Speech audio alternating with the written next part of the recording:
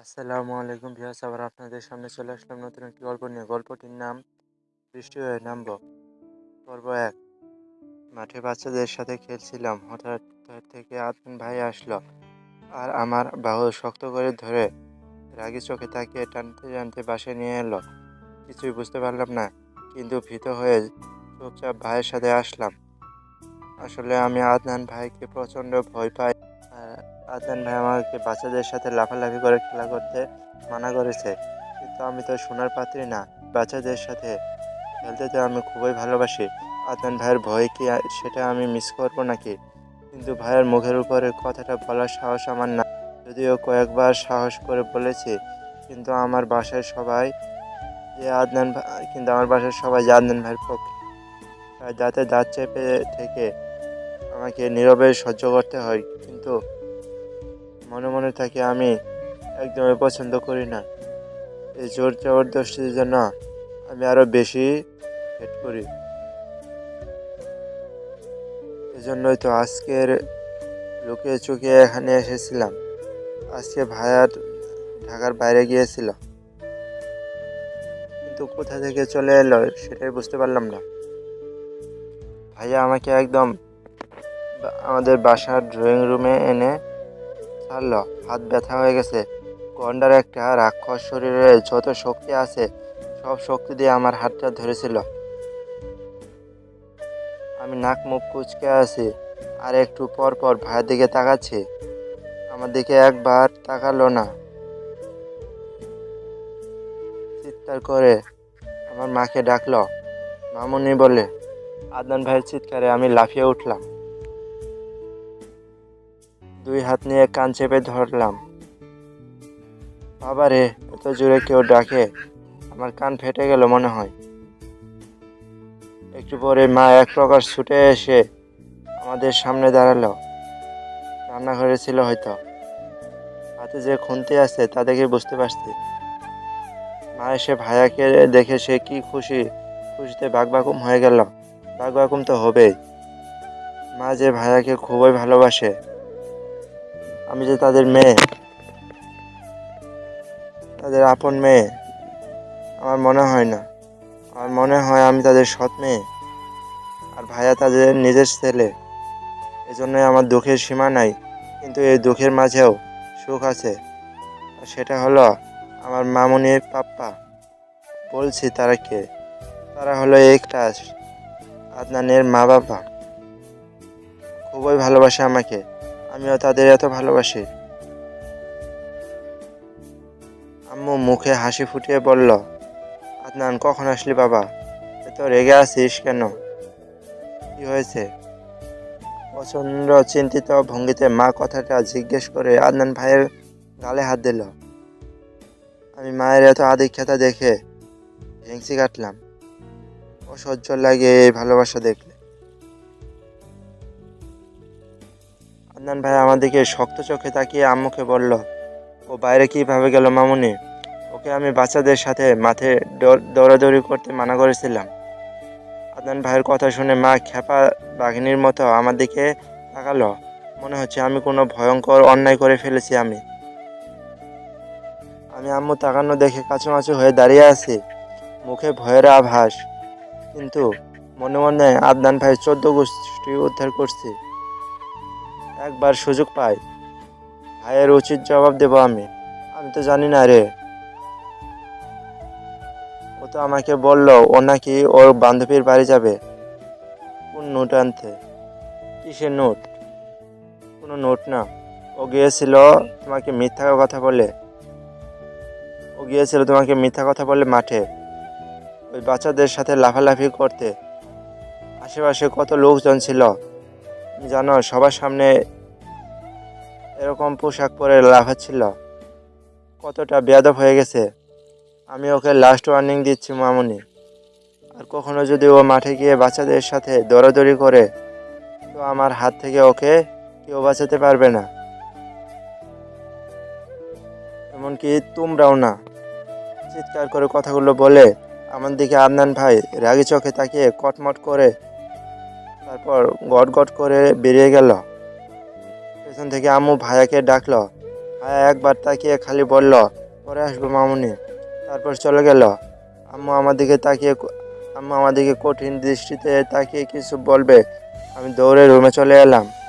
জানি এখন ওখানে থাকলে আমার উপর দিয়ে ঝড় বয়ে যাবে, তাই না থাকাটাই বেটার। রুমে এসে বারান্দায় গেলাম।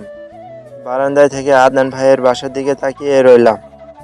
আমার রুমে সোজাসুজি আদনান ভাইয়ের রুম। ভাইয়াকে দেখলাম রুমে আসতে। শার্টের বোতাম খুলছে। তখন ওই ফোন বেজে উঠল। ফোন নিয়ে ওইভাবেই বারান্দায় আসতে লাগলো। তার বারান্দা আর আমার বারান্দা সাথে সাথে, তাই সে বারান্দায় এসে আমাকে দেখবে, তাই দৌড়ে রুমে চলে এলাম। কোথাও থাকতে পারবো না এই খাতাসটার জন্য। রাগে ফুসফুস করতে করতে রুমে চলে এলাম। তারপর বিছানায় চিত হয়ে শুয়ে পড়লাম। ওইভাবে ঘুমিয়ে পড়েছি। রাতে জাগনা পেলাম। আব্বু এসেছে। আব্বুর আওয়াজ পেয়ে খুশিতে নাচতে নাচতে বেরিয়ে পড়লাম। এখন আর মা আমাকে বকতে পারবে না। আব্বুর সামনে বকতে পারবে না। আব্বু আম্মুকে ধমক দিবে। সত্যি মা বকতে পারলো না। মা আমার দিকে শুধু কটমট করে তাকিয়েছিল। আমি ডোন্ট কেয়ার ভাব নিয়ে আব্বুর সাথে খেতে বসলাম। সে রুমে এসে আবার দরজা লাগিয়ে ফেসবুকে ঢুকলাম। ফেসবুক চালাতে চালাতে কখন রাত 11টা বেজে গেছে আমি খেয়ালই করিনি। খেয়াল করলাম একটা অচেনা আইডি থেকে মেসেজ দেখে। সে আমাকে এক প্রকার হুমকি দিয়ে মেসেজ দিয়েছে, তাড়াতাড়ি অফলাইন হয়ে ঘুমাও, নাহলে তোমার কপালে শনি আছে। মেসেজ দেখে আমি শোয়া থেকে বসে পড়লাম। কথার ধরনে একদম আদনান ভাইয়ের মতো। আমি তো আদনান ভাইয়ের সবগুলো আইডি আমার আইডি থেকে ব্লক করে দিয়েছি। তাহলে ভাই আমার আইডি কোথায় পেল? আর এটা কি ভাইয়ের আইডি? আঙুল মুখে নিয়ে কামড়াতে লাগলাম আর ভাবতে লাগলাম। তারপর ওই আইডিতে ঢুকলাম। আইডির নাম অদ্ভুত আমি। একটা কার্টুন পিক দেওয়া প্রোফাইল আর জীবনে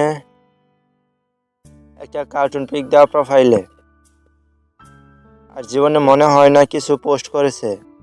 প্রোফাইল ফাঁকা, ইনফরমেশনে কিচ্ছু নাই। এটা 1 নাম্বার ফেক আইডি, দেখে বোঝা যায়। প্রোফাইল পিকটা দেওয়া হয়েছে 3 ঘন্টা আগে। আচ্ছা, এটা কি আদনান ভাই? আমি তার সব আইডি ব্লক করেছি দেখে এই আইডি দিয়ে আমার উপর নজর রাখে। কথাটা ভাবতে আমার হাতে ফোন পড়ে গেল। এটা নিশ্চিত আদনান ভাই। আদনান ভাইয়ের কাছে ধরা পড়লে তো আমার খবর আছে। আমি তাড়াতাড়ি ডাটা অফ করে শুয়ে পড়লাম। চিন্তায় এদিকে ওদিকে করতে করতে কখন ঘুমিয়ে পড়েছি খেয়ালই নেই। সকালবেলা, পরদিন শুক্রবার, এজন্য কলেজ অফ। বাসায় কাটাতে হবে। আদনান ভাইয়ের ভয়ে আমি আর রুম থেকে বের হলাম না। 2-3 বার তার কণ্ঠ শুনলাম।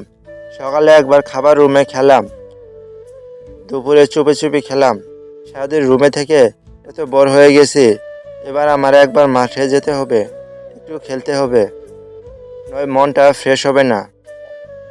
ঝিম মেরে রুমে বসে আছি। গালে হাত দিয়ে কিভাবে বের হব? মাকে আজকে কোনো অজুহাত দিতে পারবো না, জানি। এজন্য লুকিয়ে বের হতে হবে। আজ শুক্রবার, ভাইয়াকে নিয়ে ভয় ছিল, কিন্তু আজকে ভাইয়াকে নিয়ে ভয় নেই। কারণ হলো সে নাকি দুপুরের পর কোন এক ফ্রেন্ডের সাথে কোথাও যাবে। সেই সুযোগে আমার এখন মাঠে যাওয়ার প্রবল ইচ্ছে হয়েছে। মা এখন রুমে আছে, কারণ আব্বু বাড়িতে। আব্বুর সাথে মা বিকাল টাইমে বসে চা খায় আর গল্প করে। আমি সুযোগ বুঝে লুকিয়ে চুরিয়ে বাসা থেকে বেরিয়ে মাঠে আসলাম। আজকে আমি ক্রিকেট খেলবো। বাচ্চারা তো সব আমাকে দেখে লাফাচ্ছিল সেই খুশিতে। আর কালকের জন্য সবাই তো চিন্তাই করছিল আমাকে আদনান ভাই মেরেছে কিনা। অবশেষে খেলা শুরু হলো। খেলছি। প্রথমে বল মারলাম, তারপর আমার দান আসলো। আমি ব্যাট হাতে দাঁড়িয়ে আছি। প্রথমবার ওই বল মারলাম খুব বিশ্রীভাবে। কাঁচুমাচু হয়ে দাঁড়িয়ে আছে সবার সামনে, লজ্জায় মাথা কাটা। বাচ্চাদের সাথে কিনা পারছি না, এবার আমি প্রবল সাহসিনী শক্তি সঞ্চয় করে দাঁড়িয়ে আছি। ভালোভাবে মারবো, একদম ছক্কা। আমি পাকা খেলোয়াড়ের মতো ব্যাট ধরেছি, ওই পাশ থেকে বল চলবে। এমন সময় একজনকে মাঠের পাশে দাঁড়িয়ে থাকতে দেখলাম। তাকে দেখে আমার হৃৎপিণ্ড চলাচল বন্ধ হয়ে গেল। আমি নিঃশ্বাস নিতে পারছি না। কাঁপা কাঁপা হাতে ব্যাট উঁচু করে ধরলাম। আমি বড় বড় চোখ করে তাকিয়ে আছি। ভয়ে আমার গলা শুকিয়ে আসছে। এতটাই ভয় পেয়েছি যে আমার হাত থেকে ব্যাটটা ঠাস করে পড়ে গেল। শুধু পরে ক্ষান্ত হলো না, শয়তান ব্যাট গিয়ে পড়লো আমার পায়ে। আমি মা গো বলে চিৎকার করে পা ধরে নিচে বসে পড়লাম। একে তো আমার সামনে দাঁড়িয়ে আছে এক সিংহ, যাকে আমি প্রচণ্ড ভয় পাই, যার জন্য আত্মরা আমি আত্মরা। সে আমার আজকে কি অবস্থা করবে সেটা কেউ জানে না। তারপরে এই ব্যাটটা আমার পা ভেঙে দিল। চলবে।